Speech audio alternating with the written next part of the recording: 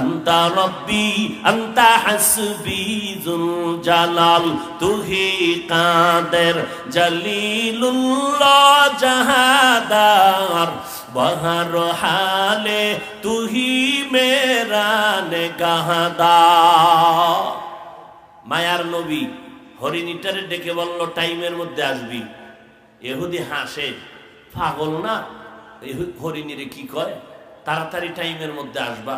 হরিণী বুঝেনি, হরিণী রশি ছেড়ে দেওয়া মাত্র একটা দৌড়, জঙ্গলের ভেতরে গিয়ে ডাক দিছে, কই সন্তানেরা তাড়াতাড়ি আয়, দেরি করা যাবে না, রহমতের নবী দাঁড়াই আছেন। পার্শ্বে ইহুদি তরবারি নিয়ে দাঁড়ানো, সময় যদি দেরি হয়ে যায় মদিনার নবীর গলায় ছুরি লাগাবে বেঈমান দাঁড়ানো।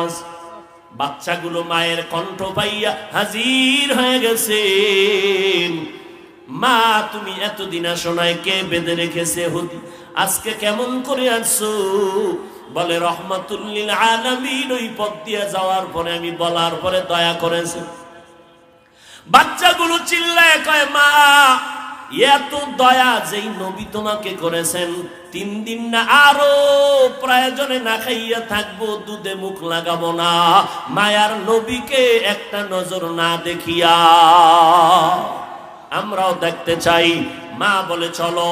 এবার মা দৌড়ায়, বাচ্চাগুলো দৌড়ায়, নবীও দাঁড়ানো, ইহুদি তরবারি নিয়ে দাঁড়ানো। হঠাৎ করে দেখে টাইমের আগে হরিণী তার বাচ্চা নিয়ে হাজির হয়ে গেল। নবীর সামনে আইসা মা এবং বাচ্চাগুলো মাথা নত করলো, মাটিতে কপাল ঠেকাইলো। এরপরে বাচ্চার মা মাথা নাড়ায় নাড়ায় যেন নবীর ইশারায় কি বলল। ইহুদি তাকায় দেখতেছে, ডাক দিয়ে কয়, আব্দুল্লাহর সন্তান। ওই বাচ্চাগুলো কি যেন বলতে চাইলো, কি বলতে চায়। এবার নবী কয়, ইহুদি ভাই এই বাচ্চা সহ মা প্রথম আমারে সালাম দিয়েছে, আর মা বলেছে ওই বাচ্চাগুলো দুগ্ধ পান করে নাই।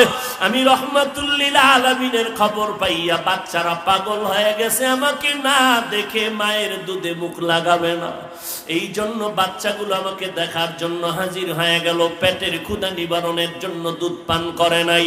আর আমার মায়ার নবী এমন মায়ার নবী, যেই নবীর চেহারা মোবারকের দিকে একটা নজর দিলে 7 দিনের ক্ষুধা পর্যন্ত থাকে না।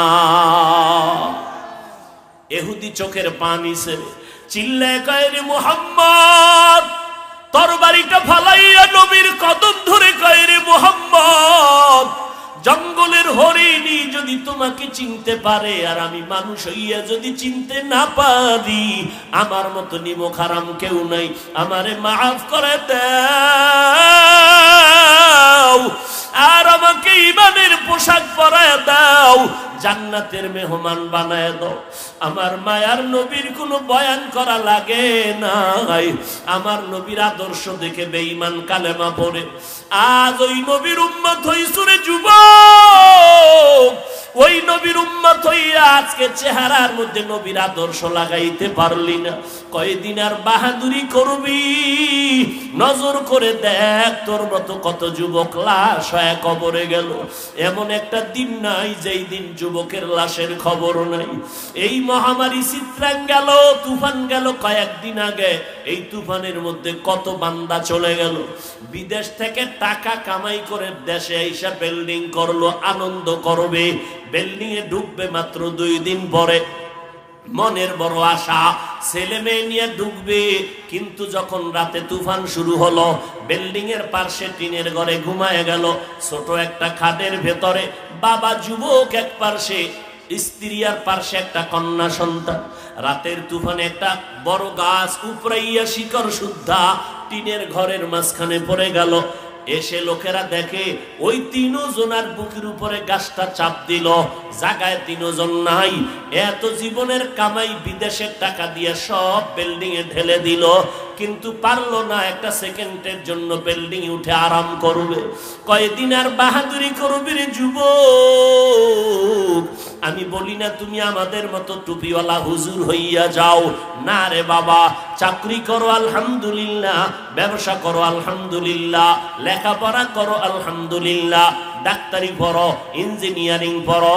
ও বান্দা, তুমি লেখাপড়া করে একজন প্রফেসর হও, আমি অন্তর বলে দোয়া করে গেলাম। কিন্তু দাবি আমার একটা, মদিনার নবীর আদর্শের মালা গলায় লাগাও। মদিনার নবী বলেন, আমি মুহাম্মদ বড় ভয় ভীত সন্ত্রস্ত, বড় শঙ্কিত। বনি ইসরাইলের হিংসা আর ফাসাদের কারণে দল হয়েছিল ৭২। আমি মুহাম্মদের উম্মতের আরো ভয়, দল একটা বেড়ে যাবে। কত হবে? কুল্লুহুম ফিন্নার ইল্লা মিল্লাতান ওয়াহিদা। সব দলের লোকেরা জাহান্নামে যাবে, এক দলের মানুষ জান্নাতে যাবে। قال النبي صلى الله عليه وآله وسلم إن بني إسرائيل تفرقت على 72 ملة وتفترق أمتي على 73 ملة كلهم في النار إلا ملة واحدة قالوا من هي يا رسول الله قال ما أنا عليه وأصحابي। পয়গম্বর বলেন, এই ৭২ দল আরো একটা দল হবে, টোটাল ৭৩ দলের মধ্যে ৭২ দল মানুষেরা জাহান্নামে যাবে, একদল মানুষ জান্নাতে যাবে। চান্দিনার মুসলমানেরা কলবের মধ্যে রেকর্ড করে নাও, মোবাইলে রেকর্ড করে লাভ নাই, কারণ মোবাইল একটা গজবের নাম। মোবাইলে ফ্যামিলি ধ্বংস করলো, এই মোবাইলের কারণে চরিত্র নষ্ট হয়ে গেল, এই মোবাইলের কারণে সন্তানের লেখাপড়া ধ্বংস হয়ে গেল, এই মোবাইলের কারণে সন্তান মা বাবার মোহাব্বত ধ্বংস হয়ে গেল, এই মোবাইলের কারণে স্বামী আর স্ত্রী পর্যন্ত আলাদা হয়ে গেল, এই মোবাইলের কারণে তাজা তাজা প্রাণওয়ালা যুবকের গলায় ছুরি লাগলো, এই মোবাইলের কারণে আজ যৌবন শেষ, জীবন শেষ, চেহারা পর্যন্ত নষ্ট, ব্রেন নষ্ট, চোখের পাওয়ার নাই, কানের পাওয়ার নাই, হার্ট দুর্বল। ও বান্দা, রাতের দেওয়া আল্লাহর নিয়ামতের ঘুম নাই, অথচ সারাদিন 12 ঘন্টা যদি তুই ঘুমাও, রাতের 1 ঘন্টার বরকত 12 ঘন্টায় পাবি না। মোবাইলের গজবে রাতের নিয়ামতের ঘুম কেড়ে নিল। সমস্ত দুনিয়ার স্বাস্থ্য বিজ্ঞানীরা বলে, সারা রাতের ঘুম সারা দুনিয়ার মানুষের জন্য শরীরের মহা ঔষধ। আর সেই নিয়ামতের ঘুমটা কাটাইলি না, ঘুমাইলি না, সজাগ হইয়া কাটাইলি কি করে? মোবাইলের স্ক্রিনে তাকাইয়া কবিরা গুনার প্র্যাকটিস করে, বেগানার চেহারা দেখে দেখে কাটাইলি। আয়নার সামনে তাকায় দেখ, তোর চেহারায় কোনো আকর্ষণ নাই, কাটন হয়ে গেছো। আবার নবীর সুন্নতের জবাই করে বেঈমানের পা চাটা গোলাম হইয়া চুলগুলো কেটে ভাল্লুক আর ইন্দুর বান্দর হয়ে আছো। চুল কাটার মধ্যে কি আমার মদিনার নবীর আদর্শ নাই? মদিনার নবীর আদর্শ বাদ দিয়ে কেন বেঈমানের পা চাটা গোলাম হয়ে গেল? আবার যদি চাপাবাজি করো আমি নবীর আশিক, কিয়ামতের ময়দানে আল্লাহর নবী বলবেন, যা ভেগে যা, আমার সুন্নত জবাই করেছো। আমি নবী বলে দিলাম, তুই আমার উম্মত না, আমি তোর নবী না। ৭২ দল জাহান্নামী, এক দল মাত্র। কথাগুলো ভালো করে রেকর্ড করেন কলবে, ভালো করে। এই যে ৭২ দল জাহান্নামী, এরা কেউ হিন্দু না, এরা কেউ বৌদ্ধ না, এরা কেউ খ্রিস্টান না, এরা কেউ ইহুদি ধর্মের লোক না। এই যে ৭২ দল জাহান্নামী হবে, সব হবে মুমিন মুসলমান। সব কি? মুমিন মুসলমান। একদল মুমিনেরা জান্নাতে যাবে, ৭২ দল মুমিনেরা জাহান্নামে যাবে। কেন? কয় মুমিন দাবি করছে নামাজ পড়ে নাই, মুমিন দাবি করছে রোজা রাখে নাই, ইমানদার দাবি করেছে নবীর সুন্নত মানে নাই, ইমানদার দাবি করেছে হালাল উপার্জন পেটে ঢুকায় নাই। এত বড় কপাল পোড়া, এত বড় গাদ্দার, নিজেও হারাম খাইয়া নিজের কলিজাটারে নষ্ট করেছে, ঘরের নাবালেক বাচ্চাগুলোকেও হারাম খাওয়াইয়া তাদের রক্ত নাপাক করেছে। এর মতো আল্লাহর দুশমন, মানবতার দুশমন এই জমিনে কেউ হতে পারে না। বলো সন্তানের বাবারা, তোমার শিশু বাচ্চার তো কোনো গুনাহ নাই, কোন অপরাধের কারণে ওরে সুদের টাকা দিয়ে খানা খাওয়াইতেছো বলো? ওর রক্ত তো পিওর, তোমার ঘরের স্ত্রীর রক্ত তো পিওর, ওই বাচ্চাটার কোনো আমল নামা নাই, গুনাহ নাই, এরপরও গায়ের জোরে খাওয়াইতেছ। লিখে রাখো এই সন্তান কোনোদিন মানুষ হবে না। লিখে রাখো, আল্লাহর কসম করে বলছি, এই হারাম খাওয়াইয়া সন্তানরে বড় বানাবা, মরণের আগে সন্তান কোনোদিন মা বাবার খেদমত করবে না। আল্লাহ হেদায়াত দান করুন। আরো জোরে বলেন। অন্যায় করে বাবায়, সন্তানের উপরে কেন বিপদ? শিশু বাচ্চার তো কোনো অন্যায় নাই, ওই বাচ্চার পাওটা হঠাৎ ভাঙলো কেন? আব্বা জানেরা জবাব দেন।